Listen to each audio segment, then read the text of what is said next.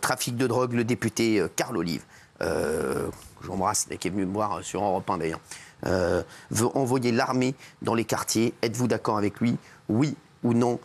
Dites-nous ce que vous en pensez. Oui ou non, l'armée dans les quartiers? En tout cas, il a le privilège, il a au moins l'avantage de proposer quelque chose, en tout cas, Carl Olive. L'armée dans les quartiers, Jean-Michel, c'est oui. Je dis oui, parce que force est de constater que la police ne suffit plus. Voilà, alors c'est un aveu d'échec. Hein. Comment? C'est un aveu d'échec. Alors, si c'est pas la faute des policiers, c'est la faute on leur donne pas les moyens de pouvoir exercer leur travail dans des conditions qui soient acceptables pour eux, pour leur sécurité et pour la mission qui leur est confiée. Donc à partir du moment où ils ne peuvent plus remplir leur mission, il faut bien faire appel à d'autres gens. Il y a qui d'autre à part les gendarmes et les policiers? C'est l'armée. Et voilà, ça se fait dans plein de pays. L'armée intervient quand il y a des situations extrêmes pour rétablir l'ordre. Je vais vous dire quelque chose. Vous savez, il y a quelqu'un qui me disait, encore tout à l'heure, c'est qu'aujourd'hui, sachez que la délinquance est 100 fois plus armée que beaucoup de patrouilles de police. Donc forcément, ils disent, l'expression c'était nous on est en Ligue des Champions et eux ils sont en Ligue 2 en termes d'armement. Exactement. Donc à un moment, aujourd'hui, vous vous rendez compte que la police n'ose plus aller dans beaucoup de territoires. Donc à un moment, il va falloir trouver des solutions. Alors je ne sais pas si c'est l'armée, mais il va falloir trouver des solutions. Parce que là, on le voit, le week-end qu'on a passé, là, vous avez vu le nombre de drames qu'il y a eu ce week-end dans toutes les villes de France. Hein. Tout le monde est touché. Donc c'est quand même, ça commence à devenir extrêmement grave. Donc à un moment, il va falloir prendre des décisions. Alors Gilles Verdez, je sais qu'il a mis non, mais de toute façon, Gilles Verdez, il veut que ça continue comme ça. Et Gilles Verdez, c'est le laxisme à l'état pur. Donc forcément, Gilles, vous êtes dans votre rôle et je comprends que vous mettiez non. Mais à un moment, non, mais vous n'avez jamais aucune solution, ni vous, ni Thomas Guénolé. C'est pas vrai, non. J'ai des solutions, mais pas celle-là. Vous avez vu la différence entre Gilles Verdez et vous? J'ai des solutions, mais pas les mêmes. La différence entre Gilles Verdez et vous? Gilles Verdez, c'est un professionnel de la télé.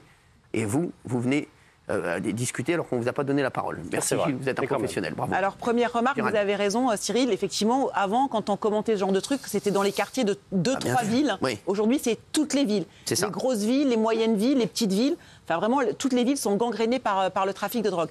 Mais après, pardonnez-moi, mais je trouve que cette sortie du député Carl Olive est totalement inutile, puisqu'en fait, on veut envoyer l'armée, mais en fait, on va en faire quoi? C'est-à-dire que l'armée va arrêter les trafiquants. Ce que me dit Bruno Pomar, il me dit non. Bruno Pomar, en fait, vous explique ce qu'il faut faire, l'armée.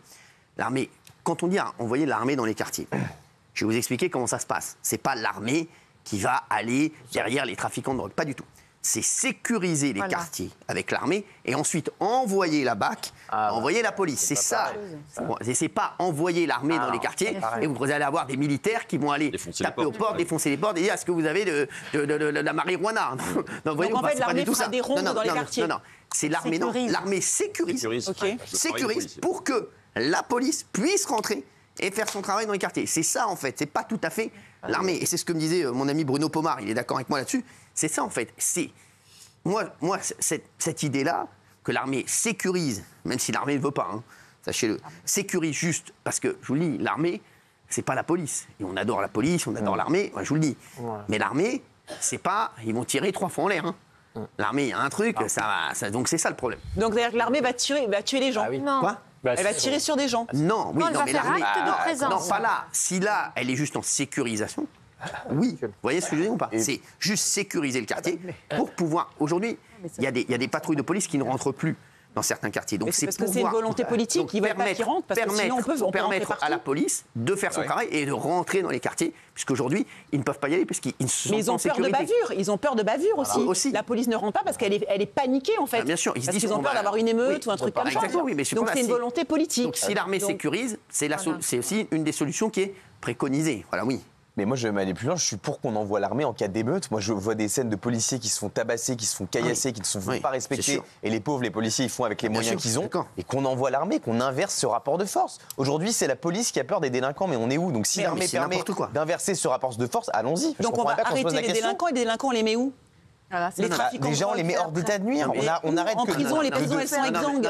Non, mais Géraldine, si on vous écoute une fois de plus, alors là, on fait rien. Ça, c'est dans un deuxième temps. Moi, je veux que la police agisse, elle est là. Mais non, mais la police, aujourd'hui. Elle a peur. C'est symbolique. Géraldine Maillet, aujourd'hui, on ne va pas faire les deux d'ailleurs.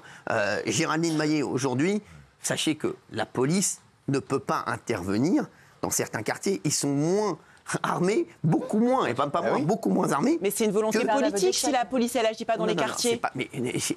Géraldine, pas de bavure, non mais pas du tout. Il n'y a pas que ça. Non. Volonté politique, c'est pas que ça. Sachez-le, c'est surtout aujourd'hui qu'il n'y a pas possibilité d'y aller. Les mecs ne vont pas jouer leur vie pour aller chercher des dealers dans des quartiers.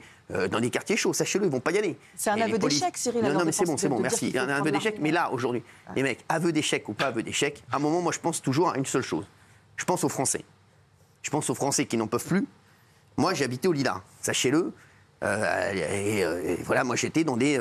il y avait des tours partout, et vraiment, ça se passait très bien.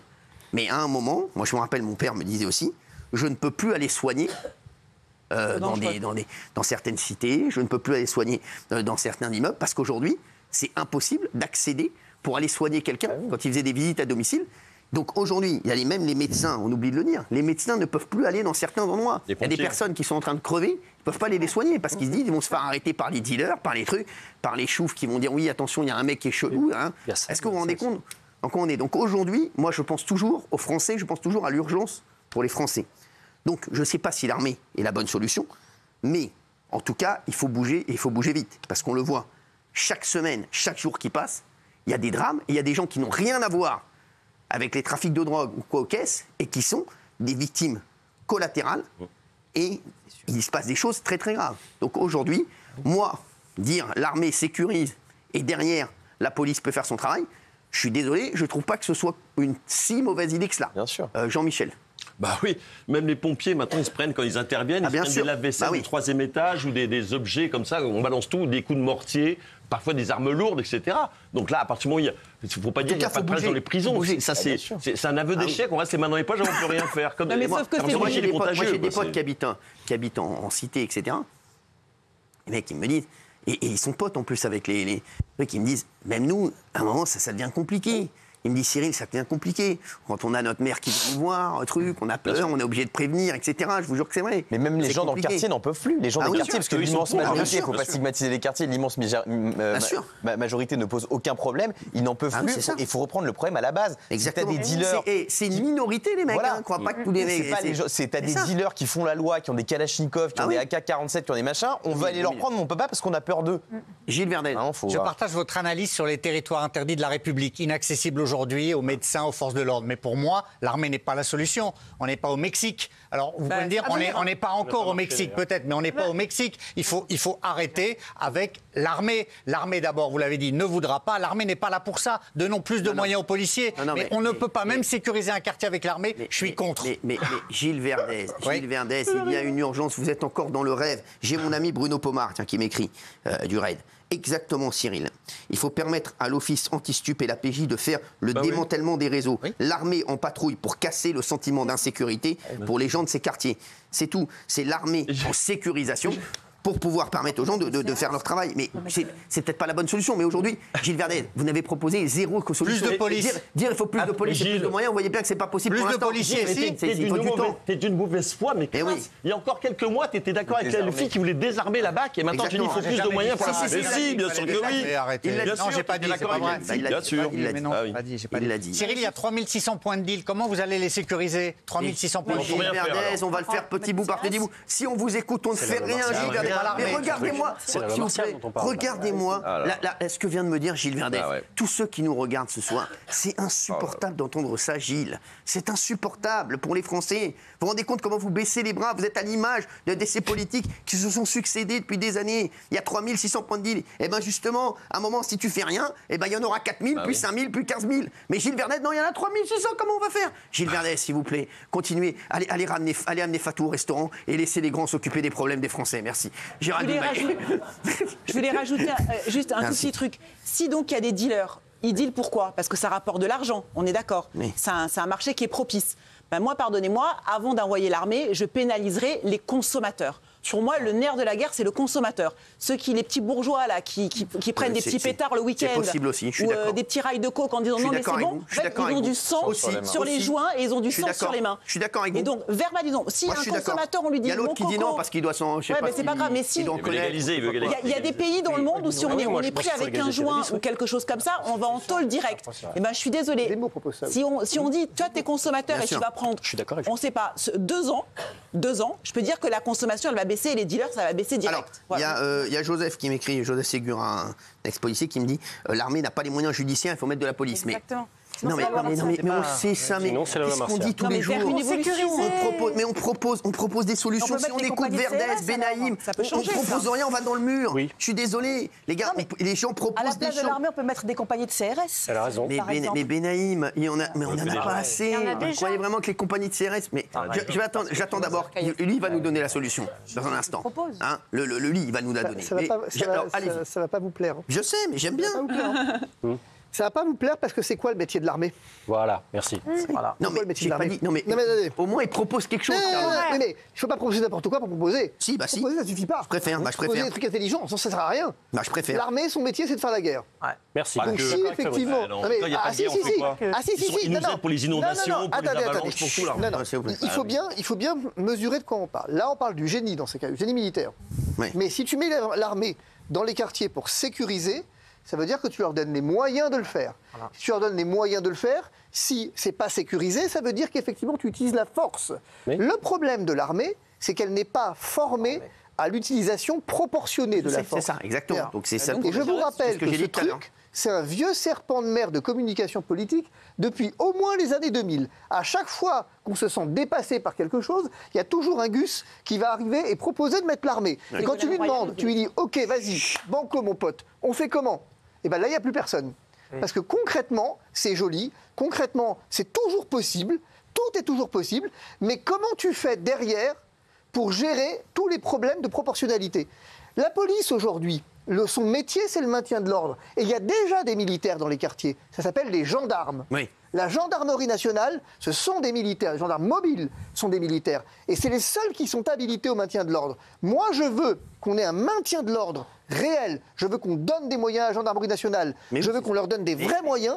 Mais je termine juste là-dessus. Moi, l'armée, je veux bien. Mais ça prend du temps. Mais le jour où tu auras effectivement une véritable guerre qui se sera engagée avec les dealers... le jour, mais le jour où tu auras des balles perdues qui commenceront à siffler, tu verras ce qui se passera si ceux qui sont favorables à l'intervention de l'armée, tout à coup, ne feront pas marche arrière. Jusqu'à la première bavure, ça. Pour l'instant, c'est les Français qui se prennent des balles des trafiquants. Parce qu'ils se prennent des balles des trafiquants. Tous les pays où ça s'est passé, ça s'est super mal passé. Ça fait penser à un truc, tiens, ce que dit Thomas sur un point. C'est la première fois que je suis d'accord avec Thomas. Tiens. Oui, on est d'accord, c'est de dire. Donc vous ne parlerez pas. Mais le truc, c'est que... Je lui donne mon temps de parole là-dessus, allez-y. Est-ce que vous savez, par exemple, une anecdote comme ça qui n'a rien à voir, mais qui est intéressante. Reagan avait dit en cas d'une grève des aiguilleurs du ciel, et il avait décidé de mettre l'armée à la place. Ça a été une catastrophe. Il y a eu des accidents d'avion absolument terribles parce que l'aviation militaire, c'est pas l'avion civil. Et c'est pareil en matière de maintien de l'ordre. Il y a Bruno Pomar qui vous dit, et le plan Sentinelle, c'est quoi Divisio? Non, Bruno Pomar, je ne réponds pas à Bruno Pomar. Bruno Pomar, il est dans l'insulte réelle, il est dans l'insulte tout le temps, dans la provocation permanente. Je ne réponds pas à Bruno Pomar, ça ne sert à rien. Et le plan Sentinelle? Bruno Pomar, non, le plan Sentinelle, c'est tout à fait autre chose, au demeurant. On était avec les potes de la DERC, la CJ de Lille. Aujourd'hui, moi, j'ai pas de problème. Moi, je suis d'accord, mettons l'armée dans les quartiers. Mais alors, acceptez l'idée que l'armée tire. À mon avis, il faut y compris sur des civils. À mon avis, il faut que le non, mais s'il vous plaît, il faudrait que le FSCP des FCU fasse son travail. Moi, je suis évidemment d'accord. Mettons l'armée, pas de problème. Mettons les tanks, mettons effectivement les armes lourdes, mettons les bazookas et tirons. Mais je vous le dis, Fabrice Diviso et Gilles Verdès. Les mecs, plus de police, mais tout le monde est d'accord. Il n'y en a pas un ici qui va dire c'est normal. Mais c'est normal, Raymond, tout le monde le dit, ça, on est d'accord. Tout le monde le dit, personne ne le fait. Moi, je ne dis même pas plus de police. J'aimerais parler à Bruno Pomar. C'est pas la police qu'il faut mettre en plus. C'est quand tu vas chercher. Ils savent tous, les policiers savent très bien chez qui il faut aller taper à 6h du matin. Bien sûr. Ils tapent pas au hasard, ils n'ont pas besoin de l'armée, les policiers. Ils ont juste besoin qu'on leur dise quand tu vas rentrer dans ce quartier, tu vas aller chercher ce mec-là. Tu ne te mettras pas en danger parce qu'il sera hors de nuire pendant 20-25 ans. Et même les gens autour, on va les mettre hors de nuire. Vas-y, t'es un policier, on te fait confiance. Si tu mets un militaire et que le militaire il panique et qu'il se met à tirer sur tout le monde et des gamins de 14-15 ans, on va pleurer. Un militaire, pour moi, c'est pour faire la guerre. Là, pour l'instant, les mecs, on a un petit de 5 ans quand même qui nous a quittés. Je vous le dis. Donc voilà, donc je vous le dis. Après, le narcotrafic, c'est la guerre. Voilà, oui, arrêtez. Non, mais les mecs, avec tous les drames qu'il y a, je dis pas que c'est la bonne solution. Mais je dis, il faut trouver en tout cas des solutions. Oui, mais on n'a pas trouvé la bonne solution. Parce que le remède, c'est pas pire que le mal. Oui, à 88%. Voilà, oui, à 88%. Je ne pensais pas que c'était autant. Mais c'est pas le sujet. Bravo. Non, mais c'est bon, s'il vous plaît. Merci. Merci, Fabrice Diviso, vous avez été excellent.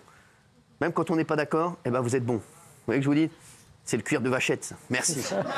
Allez, à tout de suite sur CNews.